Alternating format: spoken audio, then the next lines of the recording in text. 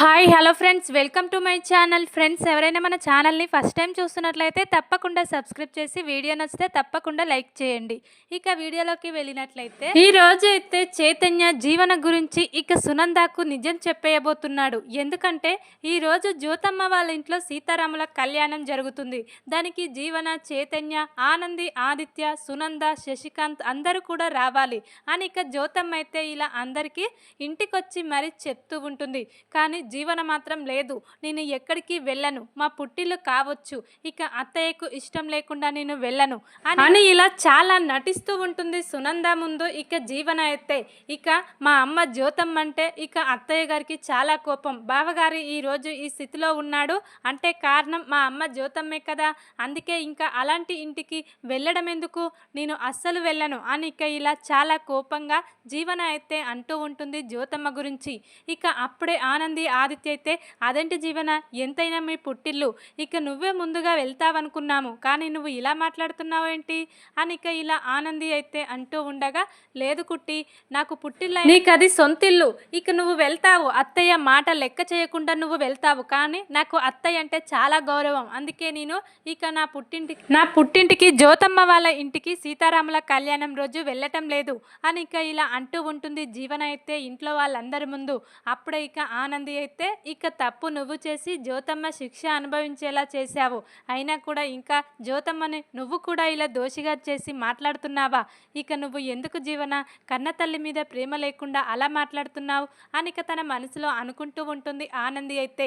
అప్పుడే ఇక చైతన్య అయితే, అవునా, ఇక మా అన్నయ్యకు యాక్సిడెంట్ చేసింది నిజంగా మీ అమ్మేనా జీవన అని ఇక అందరి ముందు గట్టిగా నిలదీస్తూ ఉంటాడు చైతన్య అయితే.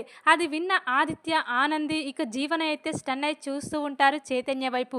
ఈరోజు ఏం జరిగినా సరే ఇక జీవన గురించి నేనే ఇక అమ్మకు నిజం చెప్పేస్తాను, ఇప్పటికైనా ఇక జ్యోతమ్మ అంటే ఏంటో అమ్మకు తెలిసొస్తుంది, ఇక వీళ్ళిద్దరూ కలిసిపోతారు, రెండు కుటుంబాలు కలుస్తాయి, నిజం చెప్తే ఎలాగైనా కలుస్తారు, ఇక ఇలా అబద్ధాన్ని ఎన్నాళ్ళని ఇలా దాచిపెట్టి జీవన ఇలా మంచి ముసుకేసుకొని ఇలా మంచిదానిలా నటిస్తుంది, ఈ జీవన పని ఈరోజు అయిపోవలసిందే మా అమ్మ చేతిలో అని ఇక ఈరోజైతే చైతన్య హాల్లో అందరి ముందు, నేను చెప్పేది ఒక్కసారి అందరూ వినండి, ఇక అన్నయ్య కాళ్ళు పోవడానికి, అన్నయ్యకు ప్రమాదం జరగడానికి జ్యోతమ్మకు ఎలాంటి సంబంధం లేదు, ఇదంతా ఇలా జీవనే చేసి తప్పించుకొని వెళ్ళిపోయింది, జ్యోతమ్మ పాపం ఇక అన్నయ్యను కాపాడాలని కార్ దిగి వస్తూ ఉండగా జీవన అయితే, లేదు, ఇప్పుడు నువ్వు అతన్ని కాపాడితే ఇక మనకు చాలా ప్రమాదం జరుగుతుంది, పోలీసులు మనల్ని తీసుకెళ్లి స్టేషన్లో వేస్తారు, పదమ్మా, ఇక వాడి చావు వాడు చస్తాడు, కానీ మనం తప్పించుకుందాం అని ఇక జీవనే ఇక జ్యోతమ్మను ఇలా కార్తో గుద్దేసి తీసుకెళ్ళింది.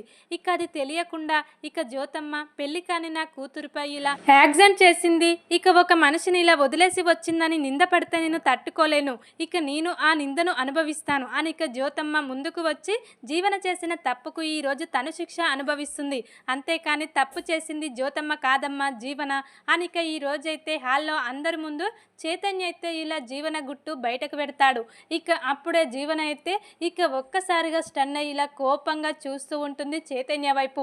ఇక సునంద అయితే, ఏంటి జీవన, చైతన్య చెప్పేది నిజమేనా, ఇక ఆదిత్యను యాక్సిడెంట్ చేసింది మీ అమ్మ కాదా, నువ్వా అని ఇక అంటూ ఉండగా, అది కాదత్తయ్య అని ఇక ఇలా అంటూ ఉంటుంది, నాకు ఇప్పుడు తెలిసింది, అసలు దొంగ నువ్వా, ఇక ఆదిత్య జీవితం ఇలా కావడానికి నువ్వా ముఖ్య కారణం, ఇక ఇలా పెళ్లి చేసుకుంటానని ఆ రోజు తప్పించుకున్నావు కదా, ఇక ఆ రోజే నాకు అర్థమైపోయింది నువ్వు నీ క్యారెక్టర్ ఎలాంటిదో, ఇక అమ్మ కోసం నువ్వు ఎలా ఉంటావో, ఇన్ని జరిగినా కూడా మీ అమ్మను మేము ఇంత శత్రువులాగా చూస్తున్నా కూడా మీ అమ్మ మాత్రం అసలు నీ గురించి ఇంతవరకు మాకు చెప్పలేదంటే మీ అమ్మ ఎలాంటిదో ఒక్కసారి అర్థం చేసుకో, మీ అమ్మని నేను ఒక శత్రువు కంటే ఎక్కువగా హీనంగా చూస్తున్నాను, అయినా వాటన్నిటిని భరిస్తూ ఇక నీ కోసం ఇలా ఉంటుంది, ఇప్పుడు నువ్వు ఎలా మాట్లాడుతున్నావు, నా పుట్టిల్లు, మా అమ్మ, ఇక వాళ్ళు ఎక్కడికి పోతే నాకేంటి అన్నట్లు మాట్లాడుతున్నావు, ఇక నీకు మీ అమ్మపై ఉన్న ప్రేమ అలాంటిది, కానీ మీ అమ్మకు నువ్వంటే చాలా ఇష్టం అని ఇక ఇలా సునంద అయితే అంటూ ఉంటుంది జీవనతో.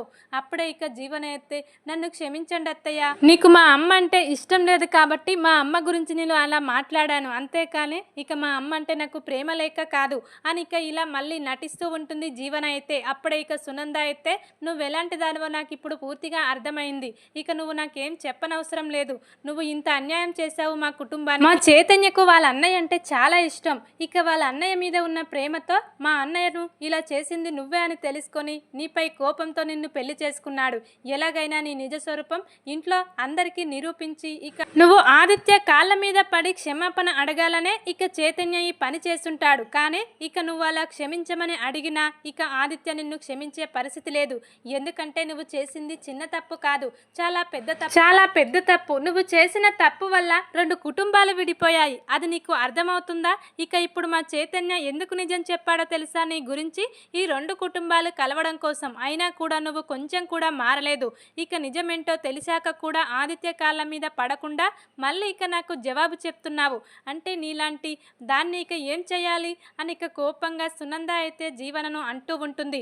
అప్పుడే ఇక జీవన అయితే అది కాదత్తయ్య, ఇక నేను తప్పు చేయకున్నా అమ్మ తప్పు చేసిందని ఒకరికి శిక్ష అనుభవిస్తూనే ఉన్నారు కదా, మళ్ళీ ఇక అందులో ఇక నేను బావగారి కాళ్ళ మీద పడి క్షమాపణ అడగడం ఎందుకు అని ఇక ఇలా చూస్తున్నాను అని ఇక ఇలా జీవన అంటూ ఉండగా అప్పుడే ఇక సునంద అయితే జీవన చెంప పగలగొట్టి ఇక తప్పు నువ్వు చేసి జ్యోతమ్మ మీద ఇలా పెట్టి తను శిక్ష అనుభవించేలా చేశావు. అయినా కూడా ఇంకా నువ్వు మనిషిలాగా మారలేదు. ఇక నువ్వు చేసిన తప్పును నువ్వు అంగీకరించుకోవటం లేదు. అసలు నువ్వు మనిషివేనా? ఎందుకు ఇలా ఆలోచిస్తున్నావు అని ఇక ఈ రోజైతే సునంద జీవన చెంప పగలగొట్టి పద, ఇలాంటి మనిషి ఇక మా ఇంట్లో ఉండకూడదు. నాకు కోడలిగా నువ్వు పనికిరావు. నా కొడుకుకు భార్యగా నువ్వు అవసరం లేదు. వెళ్ళిపో ఇంట్లో నుంచి వెంటనే. ఇక తన తప్పేంటో తను తెలుసుకొని ఇలా బ్రతిమాలి కాళ్ళ మీద పడి క్షమాపణ అడుగుతుందనుకున్నాం. కానీ నువ్వు అలాగే పొగరుగా మాట్లాడుతున్నావు. నేనైతేంటి మా అమ్మ అయితేంటి, శిక్ష అనుభవిస్తుంది కదా మా అమ్మని చెప్తున్నావు. నీలాంటిది అసలు ఇక ఈ భూమి మీద ఉండకూడదు అని ఇక చాలా తిడుతూ ఉంటుంది సునంద అయితే జీవనను ఈరోజు.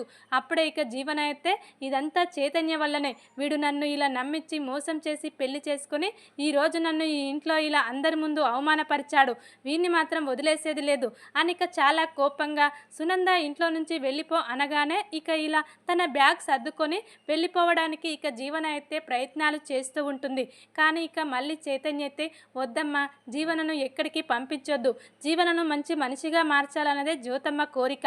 ఇక వదిన నేను ఇద్దరం కలిసి జీవనను మార్చాలని చాలా ప్రయత్నాలు చేస్తున్నాము. తను మంచిగా మారితే మన కుటుంబానికి కూడా బాగుంటుంది. ఇక తను చేసిన తప్పేంటో తను తెలుసుకుంటే బాగుంటుంది. కానీ తనకు చాలా పొగరుంటుందమ్మా, తల పొగరు వల్ల అది ఇలా ప్రవర్తిస్తుంది. ఖచ్చితంగా దాన్ని మారుస్తానమ్మా, తనను ఇంట్లో నుంచి వెళ్ళొద్దని చెప్పమ్మా అని ఇక చైతన్య అయితే అసలు నిజం జీవన గురించి సునందకు చెప్పి మళ్ళీ ఇక జీవనను పంపించొద్దని తన అమ్మను బ్రతిమాలుకుంటూ ఉంటాడు చైతన్య అయితే. అప్పుడే ఇక సునంద అయితే లేదురా, దానికి ఒకసారి ఇంట్లో నుండి వెళ్ళిపోతేనే మనుషులంటే ఏంటి, మనుషుల మధ్య ప్రేమ ఎలా ఉండాలి, అసలు మనుషుల విలువేంటో అనేది దానికి తెలిసొస్తుంది. అంతేకాని ఇలా తల పొగరుగా మాట్లాడే వాళ్లకు ఇక ఒకసారి ఇలా కావాల్సిందేరా, దీంట్లో నన్ను ఆపేది లేదురా అని ఇక సునంద కూడా జీవనను ఇంట్లో నుంచి పంపించేయడానికి ఎలాంటి అభ్యంతరం చెప్పకుండా వెళ్ళిపో అంటుంది. ఇక అప్పుడే జీవన అయితే చాలా కోపంగా ఇలా ఇక మెట్ల నుండి ఇలా కంగారుగా వస్తూ ఉంటుంది. ఇంతలోనే ఇక ఇలా జీవన అయితే కాలు జారి మెట్ల నుండి కింద పడిపోతుంది. ఇక పై మెట్టు నుండి కింద మెట్టుకి ఇలా పడిపోవడంతో జీవన కాళ్ళు చేతులకు చాలా గాయాలవుతాయి. జీవన అయితే ఇలా అమ్మ అని కింద పడిపోతుంది. అప్పుడే చైతన్య వెంటనే వెళ్ళి ఏంటి జీవన ఏమైంది అని ఇక ఇలా జీవనను పట్టుకొని పైకి లేపడానికి ప్రయత్నిస్తూ ఉంటాడు. కానీ జీవన అయితే ఇక లేవడానికి చాలా ఇబ్బంది పడుతూ ఉంటుంది. వెంటనే ఇక తన ఫ్యామిలీ డాక్టర్కి ఫోన్ చేసి జీవన ఇలా మెట్ల నుండి కిందికి జారిపడింది, వెంటనే మీరు అర్జెంటుగా రావాలి అని ఇక ఇలా డాక్టర్కి కాల్ చేస్తాడు చైతన్య అయితే. ఇక ఇంటికే వచ్చి డాక్టర్లు అయితే చెకప్ చేస్తూ ఉంటారు. ఈ అమ్మాయి చేతులకు కాళ్ళకు చాలా గాయాలయ్యాయి, ఇలా ఇక నడవకూడదు, 2-3 రోజుల దాకా ఇలా బెడ్ రెస్ట్ తీసుకోవాలి, బెడ్ నుండి ఇక లేసేది లేదు అని ఇక ఇలా చెప్తూ ఉంటుంది డాక్టర్ అమ్మ అయితే చైతన్య సునందకు అందరికి కూడా. అప్పుడే ఇక చైతన్య అయితే తనను దగ్గరుండి చూసుకునే బాధ్యత మీదే చైతన్య గారు, నీ భార్య కదా, ఇక తనను దగ్గరుండి బాగా చూసుకోండి, ఎంత బాగా చూసుకుంటే అంత త్వరగా కవర్ అయిపోతుంది అని ఇక డాక్టర్లు అయితే ఇలా టాబ్లెట్స్ ఇచ్చి జీవనను చెకప్ చేసి వెళ్తారు. ఇక జీవనని ఆ పరిస్థితిలో చూసి చైతన్య అయితే చాలా బాధపడుతూ ఉంటాడు. ఏంటి జీవన, నువ్వు ఇలా కంగారులో చూసుకోకుండా రావడం వల్ల ఈరోజు ఎంత ప్రమాదం జరిగిందో చూశావా, ఇక నీ గురించి అమ్మకు నిజం తెలిసింది, తర్వాత ఇక కోపం తర్వాత నెమ్మదిగా సర్దుకుంటామనుకున్నాము, కానీ నువ్వు ఇలా ఆవేశంలో ఇంట్లో నుంచి వెళ్ళిపోతూ ఉండగా ఇక పైన దేవుడు అనేవాడు ఉన్నాడు, అందుకే నిన్ను ఇంట్లో నుంచి పంపించేయకుండా ఇక నీ కాళ్ళు చేతులు ఇలా అయ్యేలా చేశాడు అని ఇక అంటూ ఉంటాడు ఈ రోజైతే చైతన్య జీవనతో. ఇంకా ఇంకా జీవనకైతే కోపం పెరుగుతుంది. ఏంట్రా ఈరోజు నేను ఇలా మంచానికి అంకితం కావడానికి కారణం నువ్వే కదా, నా గురించి అత్తయ్యకు చెప్పి నన్ను ఇంట్లో అవమానించి ఇంట్లో నుంచి పంపించేయాలనుకున్నావు. నీకు ఉన్నది అదే కదా, ఇక నేను బాగుపడ్డాక కూడా నేను ఇంట్లో నుంచి వెళ్ళిపోతాను. ఈ ఇంట్లో నేను జైల్లో ఉన్నట్టే ఉంది, నేను అస్సలు ఉండలేను, ఇక నా పుట్టింటికి వెళ్ళిపోతాను అని ఇక మళ్ళీ అలాగే అంటూ ఉంటుంది జీవన అయితే చైతన్యతో. అప్పుడే ఇక చైతన్య అయితే నువ్వు ఇంకా మారలేదు జీవన, నిన్ను మార్చడానికి ఎంత టైం పడుతుందో ఎన్ని రోజులు పడుతుందో, ఇక వదిన నేను ఎంత ప్రయత్నించినా నువ్వు మాత్రం మామూలు మనిషిగా మారటం లేదు, ఈ కోపిష్టి నుండి ఇక మామూలు స్థితికి రాలేవా అని ఇక చైతన్య అయితే ఇలా తిడుతూ ఇక ఇలా జీవనకైతే దగ్గరుండి సేవలు చేస్తూ ఉంటాడు. ఇక అన్నీ కూడా చైతన్య చూసుకుంటూ ఉంటాడు జీవన గురించి. ఇక జీవనకు అన్నం తినిపించడం, ఇక ఇలా టాబ్లెట్స్ టైంకు ఇవ్వడం అన్నీ కూడా ఇక ఒక నర్సు లాగా దగ్గరుండి ఇక సేవలు చేస్తూ ఉంటాడు ఈ రోజైతే చైతన్య. ఇక ఇలా జీవనకు ఇలా జరిగింది, జీవన మెట్ల నుండి కింద జారిపడింది అని ఇక తెలుసుకున్న జ్యోతమ్మ హేమ అందరూ కూడా షాక్ అవుతారు. ఏంటి మా జీవన ఇలా కంగారులో మెట్ల నుండి కింద పడిపోవడం ఏంటి, అసలు ఏం జరిగింది అని ఇక ఆనంది ద్వారా నిజం తెలుసుకుంటారు ఇక జీవన పుట్టింటి వాళ్ళు. ఇక చైతన్య జీవన గురించి మొత్తం మా అత్తయ్యకు చెప్పేశాడు ఈరోజు. ఇక మా అత్తయ్య ఇంట్లో నుంచి పంపించేయమని జీవనను ఇలా చెప్పింది. దాంతో జీవన చాలా హడావిడిగా వస్తూ ఉండగా ఇలా జారి కింద పడిపోయింది. ఇక ఇప్పుడు కాళ్ళు చేతులు ఇక 2-3 రోజుల వరకు లేవకూడదని డాక్టర్లు చెకప్ చేసి చెప్పారు. మా చైతన్య దగ్గరుండి జీవనను చూసుకుంటున్నాడు. జీవన మంచిగా మారాలని నాకంటే ఎక్కువగా చైతన్య ప్రయత్నిస్తున్నాడు, కానీ జీవన మాత్రం మారేలా లేదు. ఇక ఇలా తప్పు చేశానని మా ఆయన కాళ్ళ మీద పడి క్షమాపణ అడగమని మా అత్తయ్య చెప్తే లేదు, నేను తప్పు చెయ్యలేదు, ఇక మా అమ్మ చేసింది శిక్ష మా అమ్మే అనుభవిస్తుందని మళ్ళీ అలాగే పొగరుగా మాట్లాడింది. దాంతో మా అత్తయ్యకు కోపం వచ్చి ఇక జీవనను పొమ్మని చెప్పింది. అయినా కూడా చైతన్య వద్దమ్మ, జీవనను ఎక్కడికి పంపించొద్దని నిజం చెప్పి మళ్ళీ మా అత్తయ్యను బ్రతిమాలుకుంటున్నాడు. అయినా కూడా ఒకసారి బయటకు వెళ్తేనే ఇక అర్థమవుతుందని మా అత్తయ్య అలాగే చూశారు. కానీ ఇంతలోనే జీవన ఇలా మెట్ల నుండి జారిపడి ఇలా ప్రమాదానికి గురైంది. ఇక ఇప్పుడు జీవన కోలుకోవడానికి 2-3 రోజులు పడుతుంది అని ఇక ఆనంది ద్వారా ఇక హేమావతి ఇలా జ్యోతమ్మ అందరు కూడా ఇక జీవన గురించి తెలుసుకుంటారు. ఇక వెంటనే సీతారాముల కళ్యాణం ఆపేసి జీవనకు ఇలా జరిగిందని జ్యోతమ్మ ఇక వాళ్ళ ఫ్యామిలీ మొత్తం కూడా సునంద ఇంటికి వస్తారు. ఇక సునంద అయితే జ్యోతమ్మను క్షమించేస్తుంది. నన్ను క్షమించు జ్యోతి, తప్పు చేసింది నువ్వని ఇన్నాళ్ళు నిన్ను ఒక శత్రువులాగా చూశాను, కానీ తప్పు నీ కూతురుదని ఈరోజు మా చైతన్య ద్వారా తెలుసుకున్నాను. ఇక నిన్ను ఇన్నాళ్ళు చాలా ఇబ్బంది పెట్టాను అని ఇక ఇలా సునంద అయితే జ్యోతమ్మ దగ్గరికి వచ్చి క్షమాపణ చెప్పి జ్యోతమ్మను హక్ చేసుకుంటుంది. అప్పుడే ఇక జ్యోతమ్మ కూడా ఇక తన తప్పేంటో తను తెలుసుకుంది ఇక సునందమ్మ. కానీ శిక్ష జీవనకు పడింది. ఇక జీవన తప్పు చేసినట్టు అందరికీ తెలిసిపోయింది. ఇప్పుడు జీవనను ఒక దోషిలాగా చూస్తున్నారు అని ఇక జీవన గురించి ఆలోచిస్తూ చాలా బాధపడుతూ ఉంటుంది జ్యోతమ్మ అయితే. అప్పుడే ఇక ఆనంది చైతన్య వాళ్ళందరూ కూడా ఎప్పటికైనా నిజమేంటో తెలియాల్సిందేనమ్మా, ఇంకా ఎన్నాళ్ళని జీవన గురించి నువ్వు ఇలా ఉంటావు చెప్పు, ఇక అసలు జీవన ఈ యాక్సిడెంట్ చేసిందని ఇక చైతన్య ఎప్పటికైనా చెప్పాల్సిందని నిర్ణయం తీసుకున్నాడు. అది ఈరోజు చెప్పాడు, ఇక రేపైనా తెలియాల్సిందే కదా, ఎందుకమ్మా అలా బాధపడుతున్నావు? ఏమీ కాదు, మా అత్తయ్య చాలా మంచిది, తప్పకుండా జీవనను క్షమించి తన చిన్న కోడలుగా ఇంట్లో ఆహ్వానం ఇస్తుంది, దాంట్లో ఎలాంటి అభ్యంతరం లేదమ్మా, నేను చెప్తున్నాను కదా, నీకు మాట ఇస్తున్నాను కదా, ఇక జీవనను మంచిగా మారుస్తానని. ఇక దాంతోపాటు ఇక ఈ ఇంటి చిన్న కోడలుగా జీవన మంచి లక్షణాలు కలిగి ఉండేలా నేను చేస్తాను. ఇక నాకు తోడుగా మా మరిది చైతన్య ఉన్నాడు, తను కూడా జీవనను మార్చడానికి చాలా ప్రయత్నం చేస్తున్నాడు. మా ఇద్దరు ప్రయత్నాలు ఎప్పుడు ఫలిస్తాయో చూడాలి, కానీ జీవన దీంతో ఖచ్చితంగా మారుతుందనిపిస్తుంది. ఎందుకంటే జీవనను మా మరిది చైతన్య ఎంత బాగా చూసుకుంటున్నాడో తెలుసా, తనకు ఎన్ని సేవలు చేస్తున్నాడో. ఇప్పటికైనా ఒక మనిషి ఇక తన మనసును మార్చుకోకపోతే తను అసలు మనిషే కాదనుకోవాలి.